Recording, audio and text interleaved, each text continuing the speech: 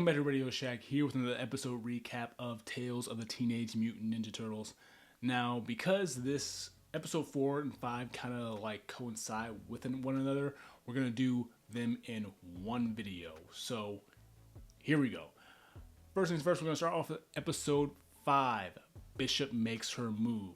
And in this episode, we kind of get the origin story of Bishop. As we see, she's making her pitch of her Mechazoids to Rod's father, Roderick, and pretty much like saying that she wants to build her Mechazoids to kind of like help humans, help lift them up, all that stuff. And the only way she can get the funding is if she gives Rod a job, and that's how that works. We cut to the factory where she's building the Mechazoids, and Rod's doing his thing, failing to do the one job he has, and that's getting snacks. Come on, man, how you fail at one job getting snacks, man? Either that or you eating them all. I just don't get it. All this is coinciding while at the same time we're at the final battle of Mutant Mayhem, where Super Duper Fly is rampaging through the city, and lo and behold, we see his foot smash through the building and crushes her Mechazoid.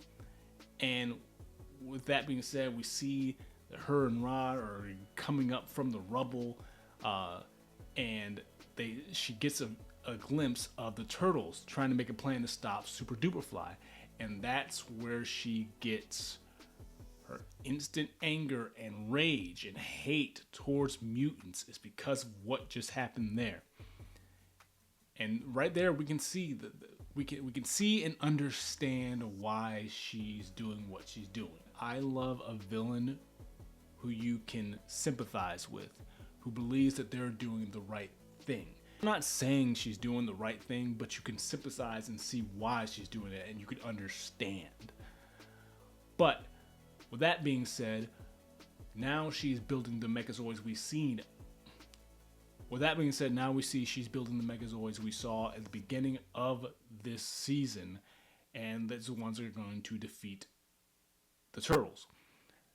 And with that being said, she comes up with a plan to have this holographic mutant and set a trap for the Turtles near this cargo bay, and that's how we lead into the beginning of the series. When the Turtles get there, we see they fall into the trap and have to fight the Mechazoids.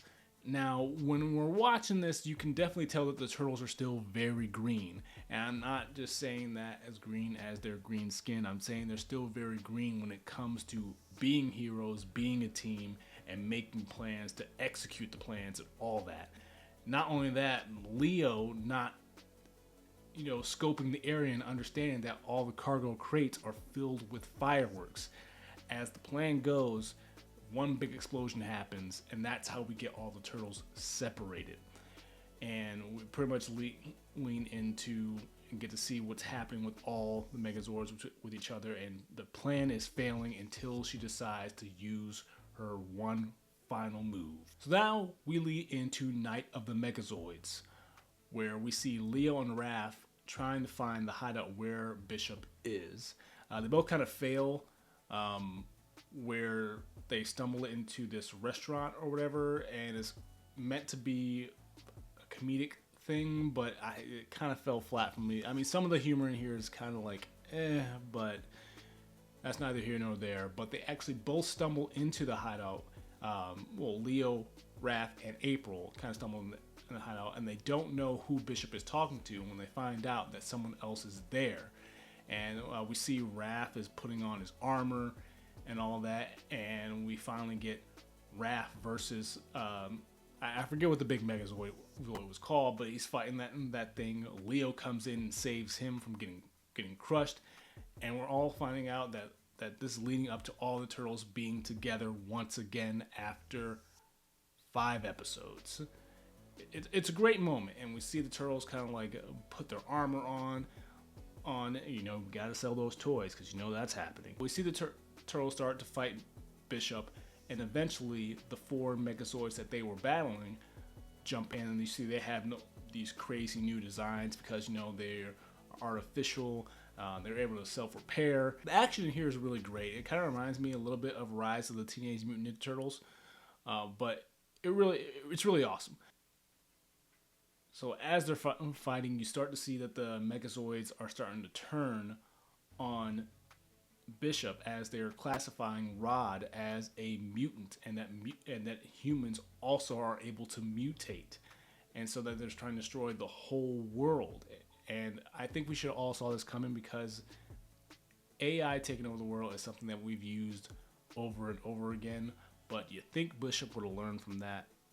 We also get a surprise appearance from Metalhead, and Bishop is astounded and surprised that Donnie was able to reprogram that Mechazoid, but he only changed one thing in the code to make it, instead of destroy, protect. But as the Mechazoids are starting to turn on Bishop and attack her, everyone's walking away, but Leo says we need to save her, and they end up saving her, and they need to figure out a way to stop all the Mechazoids.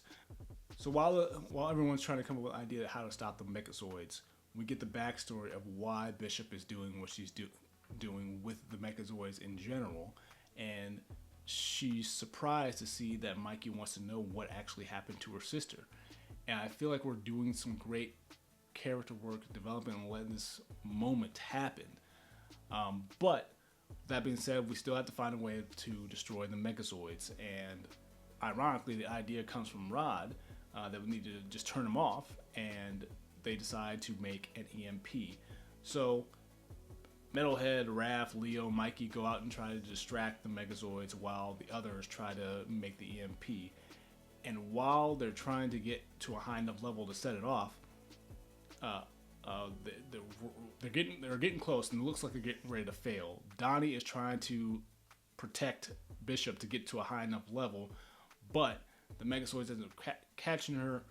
They end up dropping the EMP until Pigeon Pete comes in for the save, and he's able to fly it up high enough to where they are able to set off the EMP, and it takes down all the Mechazoids. I also love that at the end we see that April is still reporting on the things that are happening, and I think it's great to try to keep her as a reporter and keeping that role for her, and doing it in new ways, because like reporting has changed so much over the years. Like it just fits well in this universe.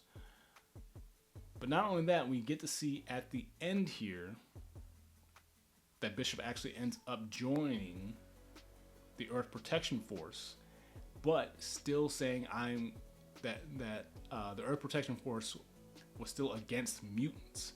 And so even though that truce that they had and all that bonding and understanding that they had with Bishop is still going out of her way to destroy mutants. I feel like we're learning nothing here. But all in all, I feel like it was a great final 2 episodes of this first part of the season. Some things a little shaky, but some things I still enjoyed. What did you guys like about the episode? Comment below, join the conversation. And as always, enjoy my thoughts. Make sure you like, subscribe. Don't forget to power that notification bell until you know if I upload a video. And until my next video, I will see you later.